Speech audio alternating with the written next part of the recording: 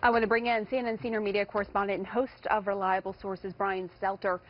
So the first question that comes to mind is how is 21st Century Fox responding to this? And did they know that he had settled this, he had made this settlement to the tune of $32 million for sexual harassment before they re-signed him? The company says it knew about the settlement, but not about the price tag. Okay. That's the difference, according to the company. Here's part of the statement we've just received from 21st Century Fox, Rupert Murdoch's sprawling media company. It says in part, when the company renewed Bill O'Reilly's contract in February, it knew that a sexual harassment lawsuit had been threatened against him by Lise Wheel, but was informed by Mr. O'Reilly that he had settled the matter personally on financial terms that he and Ms. Wheel had agreed were confidential and not disclosed to the company.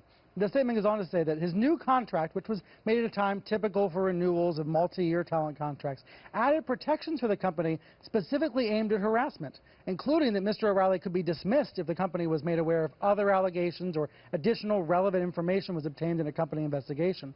The company subsequently acted based on the terms of this contract. So what Fox is saying there is, when we let him go in April, 3 months after signing that $25 million a year deal, it's because we had added this clause in the contract that allowed us an out in case of something like this. But what's a mystery here... In case there were more sexual harassment claims that were... Okay. That's right, because you'll remember in April, that's when the New York Times reported on all these other settlements in O'Reilly's past. Now, those were much smaller than $32 million.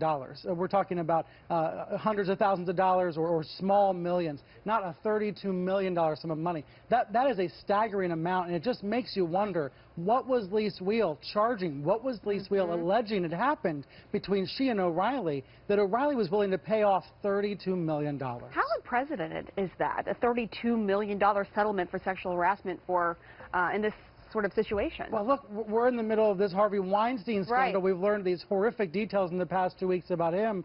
He was typically paying $50,000 or $100,000 to accusers. We know that Gretchen Carlson, because she sued Roger Ailes 15 months ago at Fox, she received $20 million, which was, at the time, an eye-popping amount of money. I remember. Now, this is an even bigger sum of money, but I think the mystery here is, why didn't Fox know more if it didn't know? Why was it willing to renew O'Reilly's contract at all, given that there was this brand new allegation of harassment? And by the way, the other big picture story here is that Fox is under a federal investigation right now into settlement payments in the Roger Ailes case. So you wonder if this is going to have an effect on the Department of Justice investigation. Yeah, I was going to say, do we know more about where that stands, the DOJ investigation? It's something of a mystery. It's been going on for the better part of a year. They're looking into whether Fox tried to cover up its payments to Ailes' accusers.